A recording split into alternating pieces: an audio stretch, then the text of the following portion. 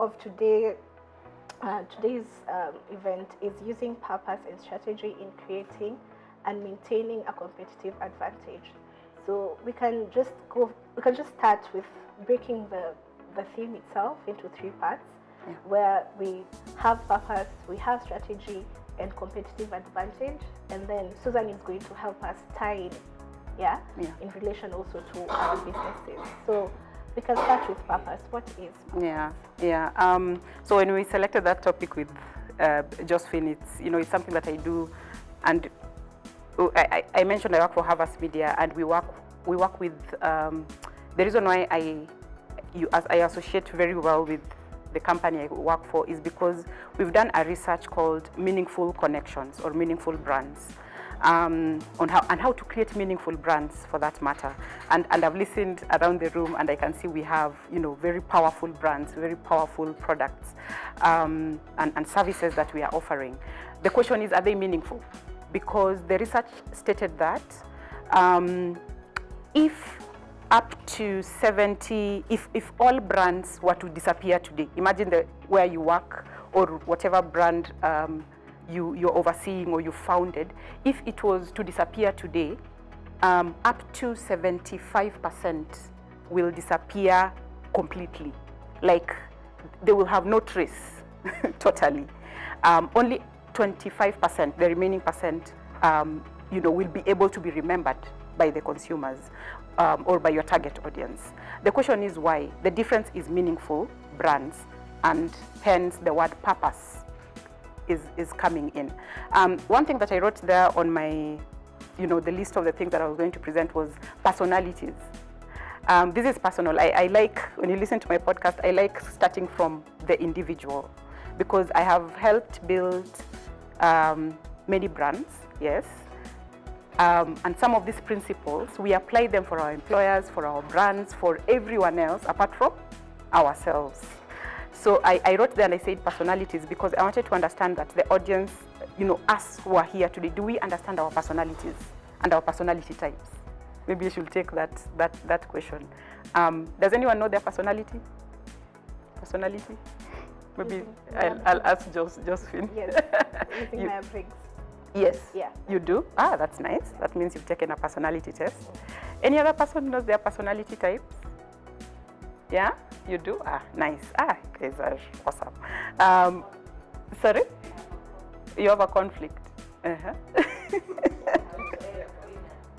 You are red, green, and blue.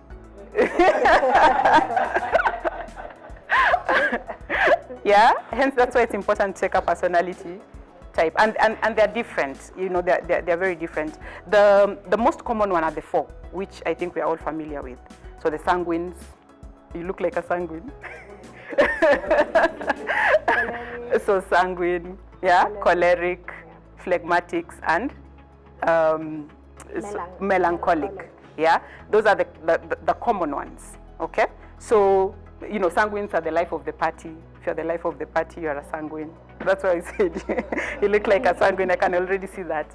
Cholerics are more calm but firm, organizers, analysts. Phlegmatics are easy. You are too easy peasy people. Like, you're good.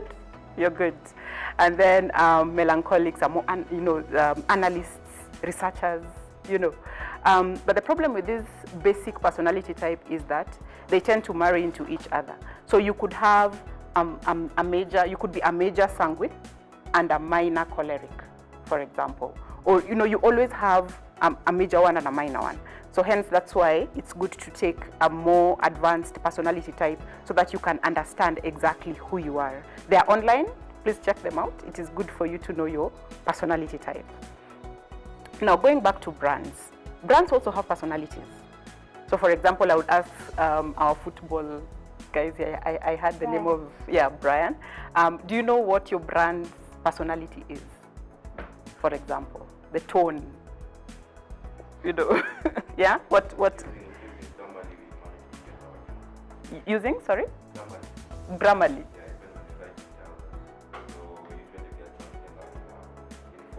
Mm-hmm. Mm-hmm. Mm-hmm. Mm-hmm.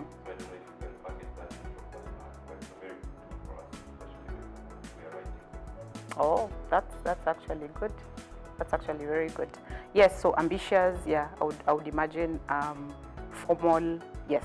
So brands also have some sort of personality that you show to your target audiences. And the next step here that I want to bring about purpose is someone I follow called Simon Sinek, and he has coined the golden circle. I don't know how many of us are familiar with that. The golden cycle. And just for those of us who are not familiar, let me just talk about the golden circle in that it has, you can imagine, three circles. Outside is written what, then how, and then right in the middle of the circle is why. So he continues to say that most of us know what we do.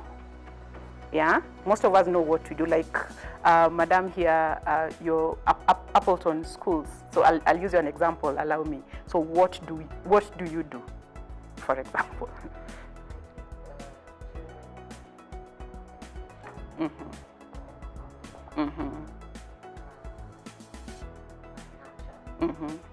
Oh wow. Okay. So that's what, and you can think about your businesses and what you do. Like basic. The other question is, the middle circle is, how do you do it? So back to you again. How do you do it? Yeah.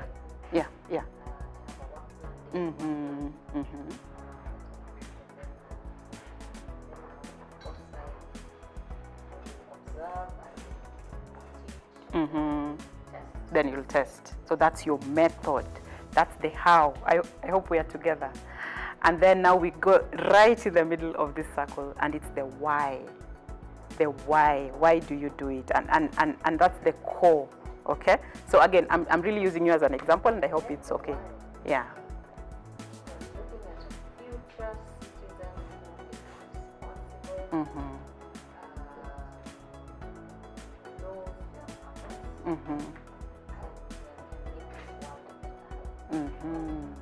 Oh wow. Future citizen who has a purpose and better than they found it. I think that's a very strong why. Thanks for sharing. Nothing to do with money. Yeah. Yes. Maybe I should take another example. I don't know who, maybe a volunteer can take us through the three circles of their business. Anyone really? Yes, sir, please. The what? Yeah.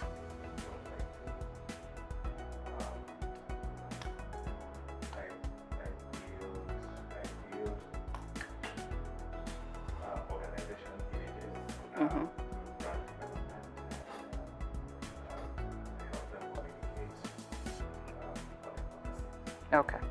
Okay. That's what you do. Then the how.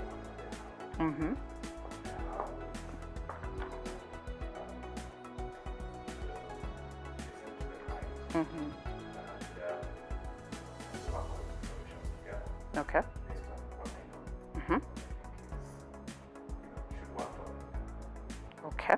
Okay. And then the why. The why is being passionate about growing organizations. Just like you've grown various brands. Okay. Seeing them start from vision to exponential growth, being part of it. Okay. And not just from brand solutions, but just being a business. Okay. Okay, passion for doing business with others. Okay. So yeah, I'll come back to that. Does anyone else want to share? Maybe from this end. I'm interested about it. Was Jane, yeah? Was it Jane? Yeah. For your dental.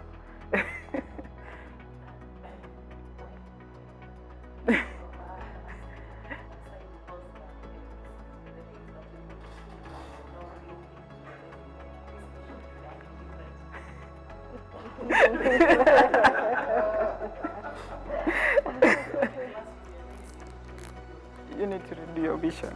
Mm-hmm. The what? What do you do? Like, yeah, you know what you do, so what?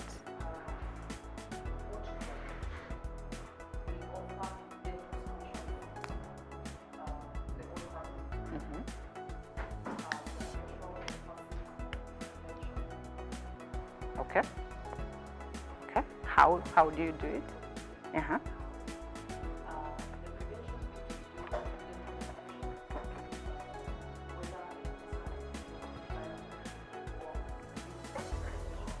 Oh. Mm-hmm.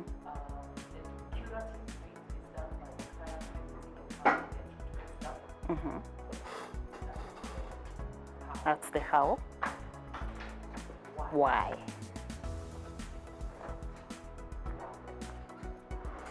Why? Mm.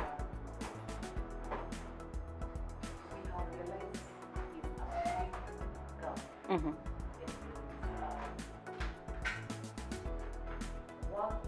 Mm-hmm. Okay. Mm-hmm. Yeah. Yeah. Yeah.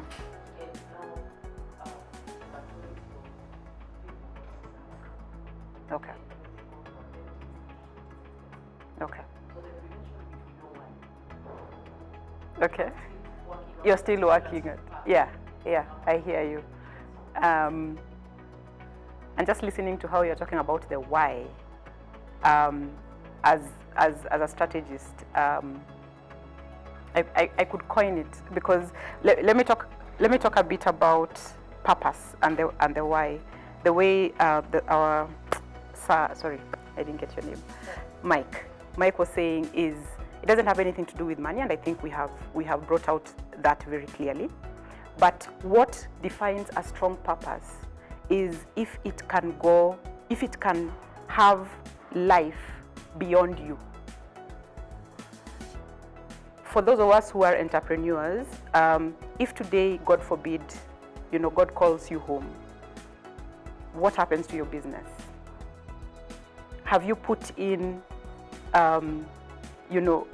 enough resources, enough tools, enough structures for it to carry on? But not just that.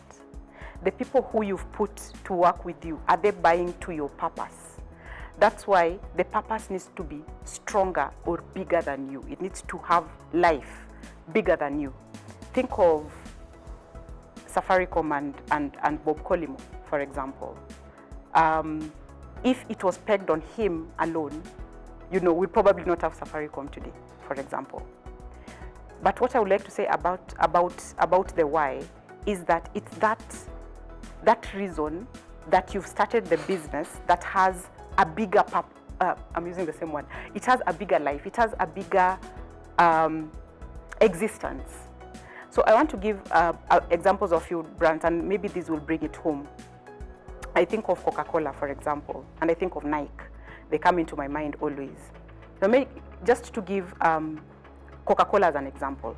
Now, what does Coca-Cola do? They sell soft drinks, and I know most of us may not even subscribe to buying them because maybe you feel they're not as healthy for your families, for example. But they sell soft drinks and water, for example. How do they do it? They have this secret technology that they can give sugar-free. They can, they have a secret recipe that makes the soft drinks. But the why that they do it, think about the commercials that they've come up with. The very first one was Open Happiness, if you remember Open Happiness. But the one I want to refer to here was Taste the Feeling. Taste the Feeling was a very interesting concept because what you would ask yourself is, these people are in the business of selling drinks, soft drinks for that matter. What does drinks have to do with tasting the feeling? And how do you taste a feeling? Okay, how do you taste a feeling? How do you associate the two together? Now, remember how their commercials used to look like. They opened the scene on, celebratory mood. So there's a whole family that has come together. There's food, There's the mother, the father, the grandfather, the grandmother, the neighbors. Everyone is here. There's a lot of food. Even the dog is there. Yeah. And then when the commercial comes to an end, the camera pulls off to a bottle of Coke at the corner of the table, and then they say, taste the feeling. So it's almost that they're saying, we are whatever everyone can associate with in this case is family togetherness. All of us are part of a family. So if you're not married, for example, you have your mother, you have your father, you have your children, you have your relatives. All of us are part of a family. We are always having that feeling of belonging of a family. And that is where they catch your attention at. Because you can relate to this so much, we are bringing that feeling of togetherness. So every time you think of togetherness, which you are always together as a family, what do you think about? You think about a bottle of Coke. And every time, subconsciously, when you have a family gathering, because those commercials are played over and over again, you will most likely buy Coke, Fanta, Sprite, any of their brands, because you're relating to that togetherness. Yeah. Now, when they say test the feeling, is what feeling are you testing? Yeah, you're testing the feeling of family, that is one, but also you're testing the feeling of family with a what? With a bottle of Coke. So family in this case, testing the feeling of togetherness will never grow old. It will never grow old because they've already caught you as the consumer at the point where you already right at the core of their why, right at the core of their existence, right at the core of you cannot go away from it, because your day-to-day life is surrounded by family. That is the first example. The second example I would like to give is Nike.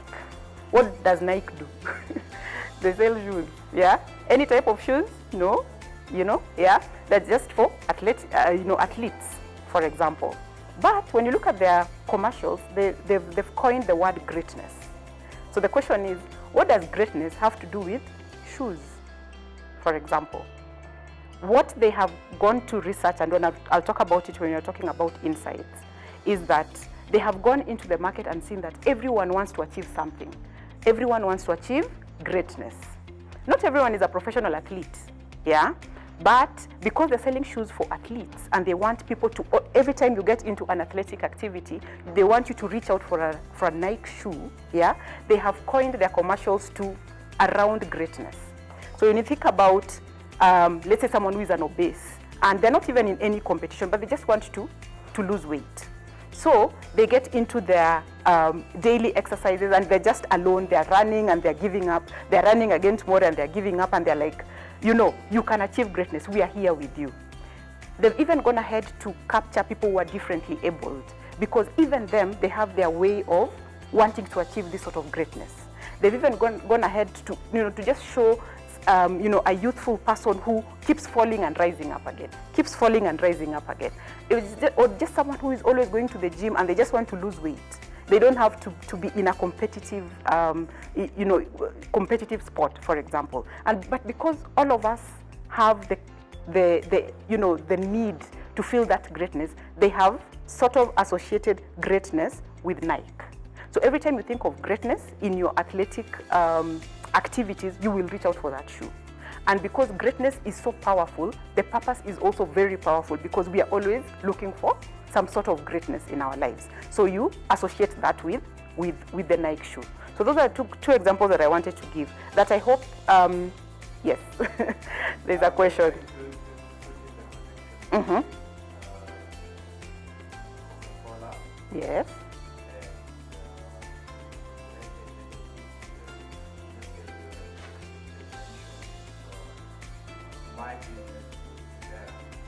Yes. We're your maker.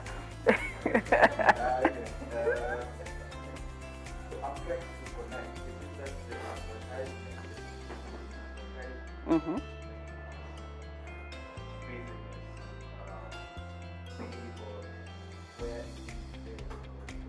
The founders are not gone. Mm-hmm. One of the things is Mm-hmm. Mm-hmm. The model trying to connect the advertising aspect Mm-hmm. to Okay. how websites could because there are businesses that are there in advertising. Yes. So I'm just trying to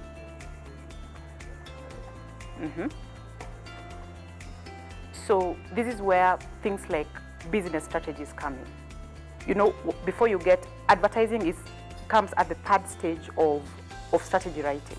So you have the business strategy, you have the marketing strategy, and then you have the marketing communication strategy, and then you have the campaign strategy. There are 4 in that order. So when you go to the business strategy, this is where now your legacy, your mission, your vision, your reason for existence, this is where you place it when you sit down with your board members or whoever to just write your business strategy. So for example, I'll take Kenya. I don't know where our vision 2030 is, 2030 sijui tumefika wapi, but you could say that would be our collective vision as a country, our business strategy as Kenyans. We are looking at a vision 2030. Now, this vision 2030 has outlined 1, 2, 3 things. Maybe it's technological, maybe there's health, maybe there's economic, finance, all of them will come in. It's a wide, big business strategy. That's where your legacy comes in. That's where your mission comes in. That's where your vision comes in. Like, your mission now becomes your purpose, yeah? And the purpose here that we are talking about is, what is it that we believe in as a country? So that when President Uhuru is not here, someone else can pick on that vision and run with it, because all of us believe that this is the direction that we are taking. So if you come to the corporate, you have to write the business strategy. Once you've written the business strategy, you have to market the business strategy. Now, the difference is that everything that you do on a marketing front, and all of us need marketing, by the way, even us as individuals, everything that we do on a marketing front must funnel up to the business strategy. Like now, the way you're saying, build to last. Everything that every department in your business is going to do, if whatever they're doing is not aligning to your build to last, then there's a problem. You put it on the side. Yeah? That's what I'm saying. The big idea needs to be strong enough so that everything else that comes underneath aligns to it. So even if you're going even to the lowest level of, let's say, below the line advertising, what are your representatives in the supermarkets, in the modern trade, in the traditional trade saying that is relating to your big business strategy? And you may not have to advertise. No, you don't have to. But you have things like sponsorships, you have things like direct sales, you have things like one-on-one conversations and all that. But what advertising does for you is it reaches the mass. It reaches the mass so fast that your agenda is sold, so fast. That is the difference that advertising does for you. But remember, it comes at number 3 in your strategic platform. You start from the business strategy, then you market the business strategy, and then you do an integrated communication plan for the marketing plan, and then you do a campaign to be able to implement it. That's what I can say. I don't know if that helps. Advertising is really part of the integrated marketing and communications for your marketing plan. The marketing plan reflects the business plan or the business strategy in that matter. Mm-hmm. So we can say that describing what you do, the work that you do, encompasses a lot more than just that one reason.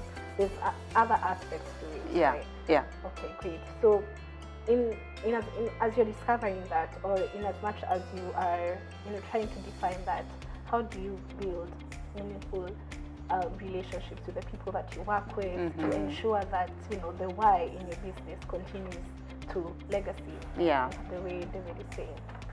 Building meaningful connections is about the emotional connection, and I'm sorry I'll use a lot of advertising examples because it's mass and that's what we see, or that's what my line is heavily on that. Building emotional connections is very important. Sometimes I listen to brands saying they're celebrating 5 years. How many are you celebrating? 10. Oh, wow. Congratulations. Eh? Can I see you on a billboard somewhere saying, celebrating 10 years? But the question I would ask, if, let's say, I think Carrefour the other day was celebrating 5 years, Safaricom 20 years, the consumer would ask, so what? Yes, Carrefour is celebrating 5 years. Strathmore 65. 65? 65, Is 65. So what? Yeah? Let's say you've put, and brands are very passionate about those celebratory moments because they're huge for them as a brand.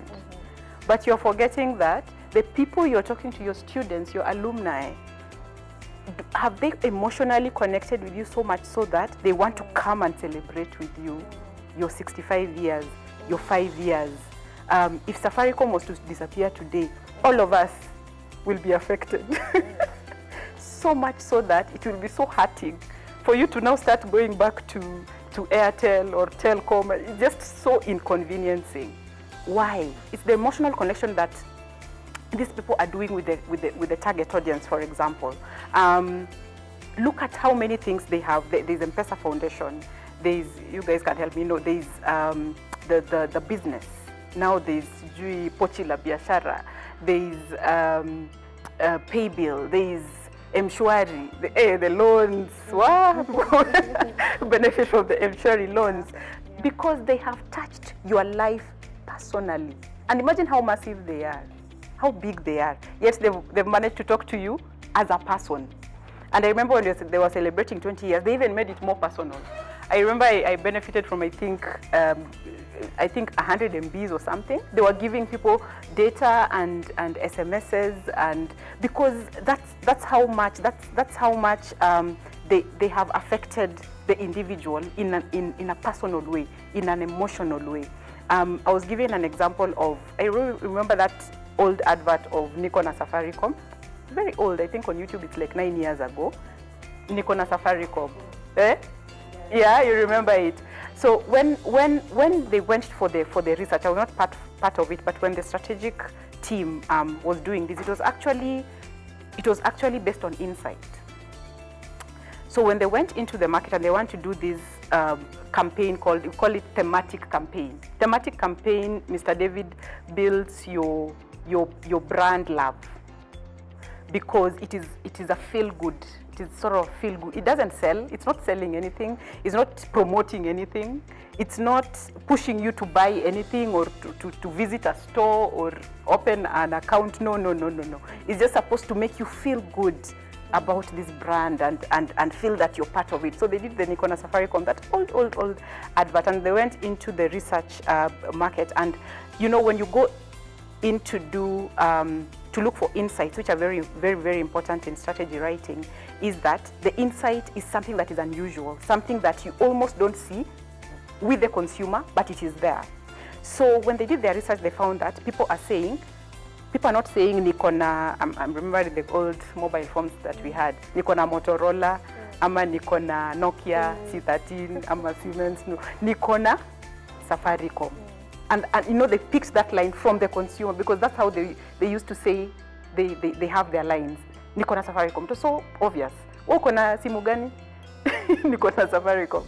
And then when they picked that, and you remember the whole song about it, it was in Swahili, and you all say Nikona fahari ya kujiendeleza, Nikona yonguvu kujitahidi, Nikona. These are actually things that emotionally connect to these people. I am trying to be the best version of myself as an individual. Mimi, kila mtu anataka kukuwa na furaha, anataka kuwa na fahari. And so they built a whole campaign around Nikona Safaricom. And then when they finish it with all that song, they finish it with what? Nikona Safaricom. And it just brings it home. Because they furahia, undugu na uko wetu. These are things that we all relate with. That is now the meaningfulness. That it has to be so personal.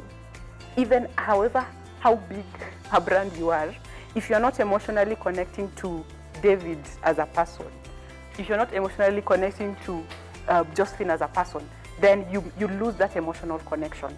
And sometimes it's not just about going out and telling people who use a lot of push, we call them push strategies, buy, 2 weeks in, you're asking people to buy, then they will switch to another brand. They will forget about you. It has to be built over a long period of time. And then another thing that I'd like to mention is all our products have the product, we all go through the product life cycle. I know we've learned it in marketing classes, but just to reiterate you remember how the curve goes, birth, then it grows, and then you thrive somewhere there, and then it starts to plateau, like it goes flat, your curve goes flat. All of us, even as individuals, we have a product life cycle. Now look at how many thematic campaigns or feel-good campaigns that Safaricom has come up with so that they don't die. Like now, we came from that Nikona Safaricom, I can't remember the next one, but now they are with Tukiuke, let's go beyond. The question is, let's go beyond what? Yeah, but you can fill in the blank. Yeah, you can fill in the blank. I want to go beyond something. What do I want to go beyond? I want to go beyond my career. I want to, thrive. I want to go beyond my, let's say, if you are an athlete, you want to always go beyond. So for some reason, you relate to that sort of preposition that they give, and they keep on refreshing it every other time so that their product life cycle doesn't die. So you always have to reinvent the wheel. That's how you build that emotional connection. Because for TV, we have something called viewer fatigue. Once you've already watched a new concept of a campaign for more than 3-6 months, you almost see it as a wallpaper. Like, we are humans, we move so fast, we move on. So that's why you have to keep on reinventing. So that's why you see Coca-Cola sometimes, now they are on real magic. They were open happiness, taste the feeling, real magic. Yet they still go back to that, building the brand that is the big business strategy, but always reinventing. So that's what I can say about the emotional connection. Okay. So I think in the interest of time, I'm going to just this household name that we've been using, strategy.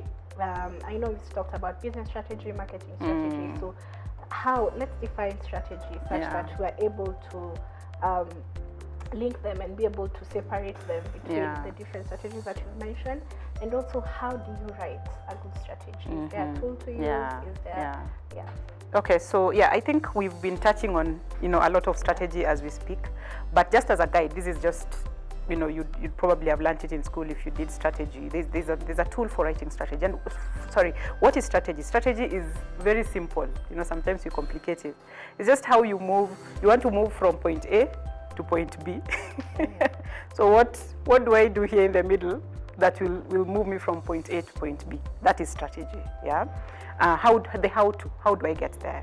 But there's a very simple tool, and many agencies or many consultants would have their various tools, but the one that is common to all is called the source stack tool. So it's an acronym. S stands for situation analysis. O, objectives, so define your objectives. The other S is the strategy, so the strategy itself. What are you going to do? How are you going to move? The T is the tactics. What tactics are you going to use? The A, source tack. The A are the action plans, and then the C is the control, how you're going to measure your strategy. What I would like to highlight here are two things on this tool, is the situation analysis. And that is maybe where you start from, once you identify what you want to do, once you know your purpose, now you go into the situation analysis. This is where you really identify the gap or what is happening in your industry. I know there was an interior designer here, and most of the fields that we are in are cluttered. So you ask yourself, what is competition doing? If it's dentist, what is my competition doing? Who else is in the industry? And then so the situation analysis is in 3 parts.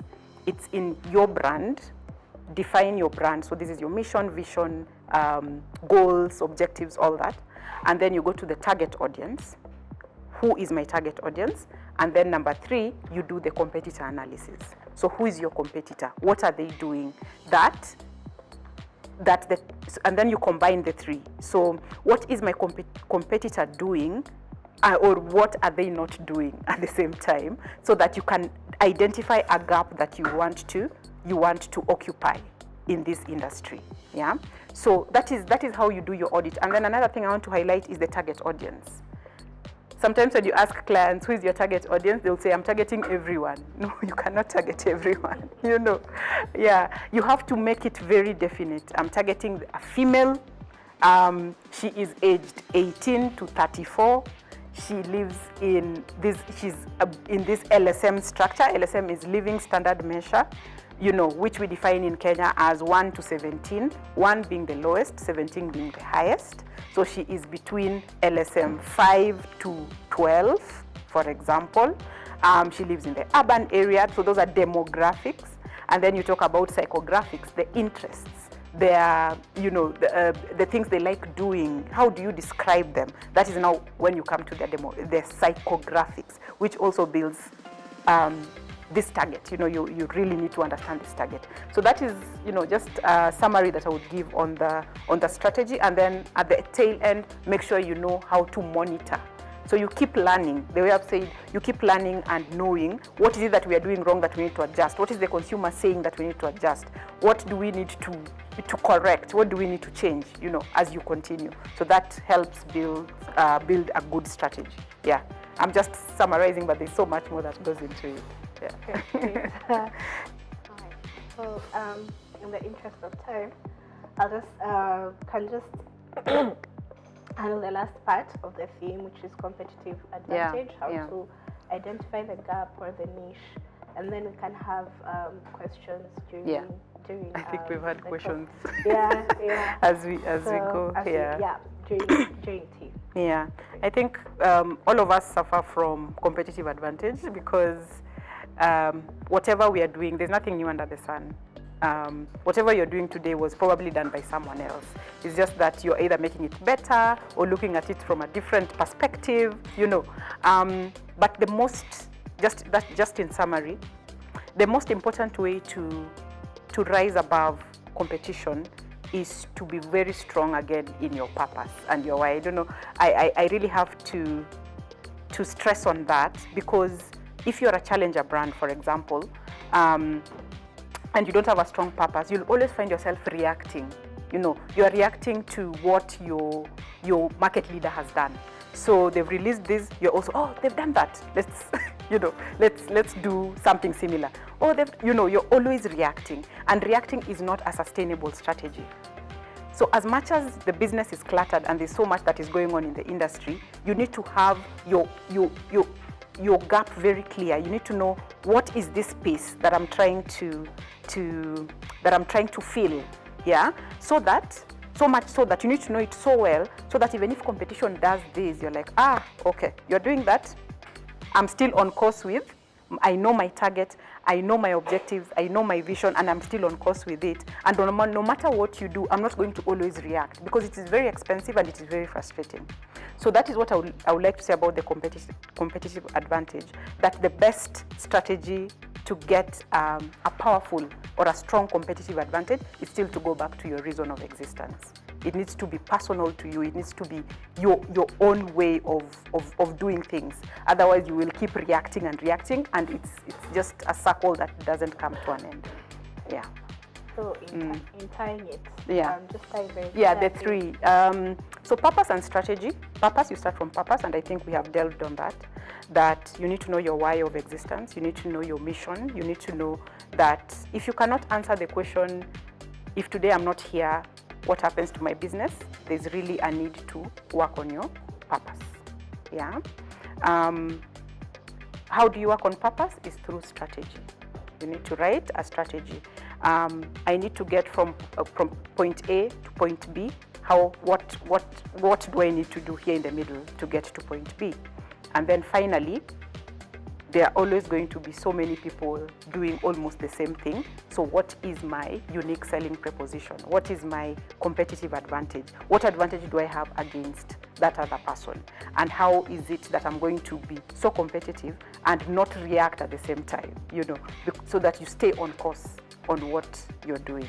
So that's how I would like to tie it up, that by the end of the day, purpose is key. Purpose is key, yeah. I know we have some questions, but I'd like to reserve these questions for when we're having tea.